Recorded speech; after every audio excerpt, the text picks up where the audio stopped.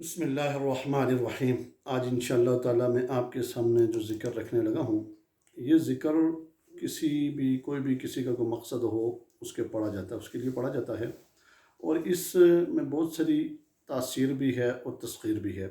تسخیر کے حوالے سے مثلاً کسی کے رزق بندش کا مسئلہ ہے، اور کسی کے رشتے کے حوالے سے مسائل ہیں، اور ہر طرح کی جو بندش ہوتی ہے، جادو جنات تعویذات بندش کے حوالے سے اس کا ایک علاج ہوتا ہے، باقاعدگی کے ساتھ علاج کرواتے ہیں، اور علاج کے بعد اس کے بعد کہ بہت سارے لوگ پریشان ہوتے ہیں کہ ہم وظائف بھی پڑھتے ہیں، ذکر بھی کرتے ہیں، مگر ہمارا کام نہیں ہو رہا۔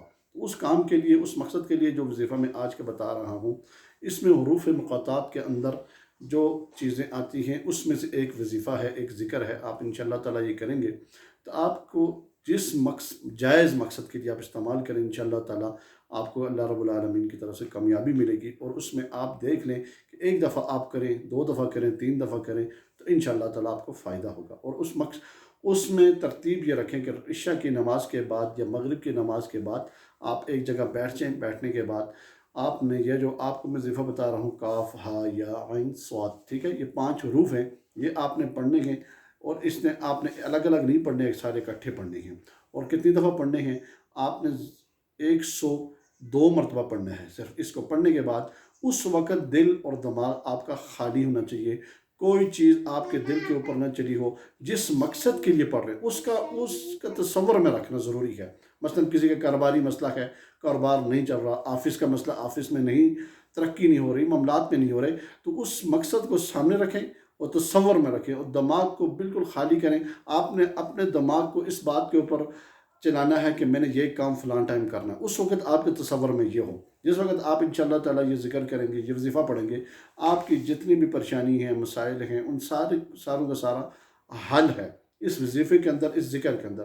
آج سے آپ شروع کر سکتے ہیں، کوئی لمٹ نہیں ہے کب کرنا ہے، آپ جس وقت چاہیں کر سکتے ہیں۔ مگر پڑھنے کا طریقہ کار کیا ہے، آپ نے کیسے پڑھنا ہے؟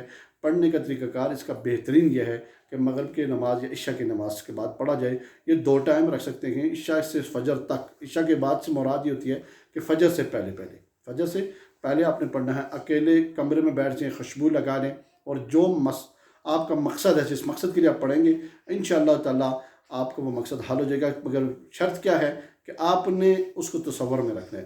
پھر خوشبو لگا لیں۔ خوشبو لگانے کے بعد پھر آپ نے کیا کرنا ہے؟ اکیلے بیٹھ کے قبلہ رخ ہو جائیں تو بہت اچھا ہے، اور نماز پڑھ کے وہیں بیٹھ کے آدمی پڑھ سکتا ہے۔ اور اس کے بعد آپ نے 11 مرتبہ درود شریف پڑھنا ہے۔ درود شریف کون سا پڑھنا ہے؟ نماز والا پڑھنا ہے، اس میں تاثیر بھی زیادہ ہے، اس میں زیادہ فائدہ ہے۔ اس کے بعد پھر آپ نے کیا کرنا ہے؟ پھر کاف، ہا، یا عین، صاد کی ایک تسبیح، اور اس کے بعد پھر 2 دفعہ ایک تسبیح پوری کرنی ہے 100 مرتبہ پڑھنے کے بعد۔ پھر آپ نے یوں انگلیوں کے اوپر، ٹھیک ہے، 2 مرتبہ پڑھ لینا ہے، ٹھیک ہے۔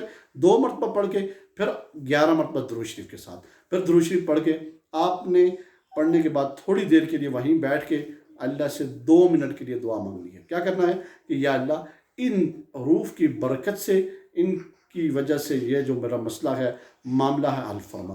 اور جتنے بھی میری ویڈیوز دیکھنے والے احباب ہیں، ان سے التجا کی جاتی ہے، گزارش کی جاتی ہے کہ میرے چینل کو سبسکرائب، شیئر، لائک ضرور کریں، اور کمنٹس کے اندر بتائیں کہ کتنا فائدہ ہو رہا ہے۔ اور ناجائز کوئی بھی بندہ اگر استعمال کرے گا، اسے کوئی نقصان ہوتا ہے، اس کا ذمہ دار وہ خود ہوتا ہے، کل اللہ کے ہاں بھی اور دنیا میں بھی، ٹھیک ہے۔ وآخر دعوانا ان الحمد للہ رب العالمین۔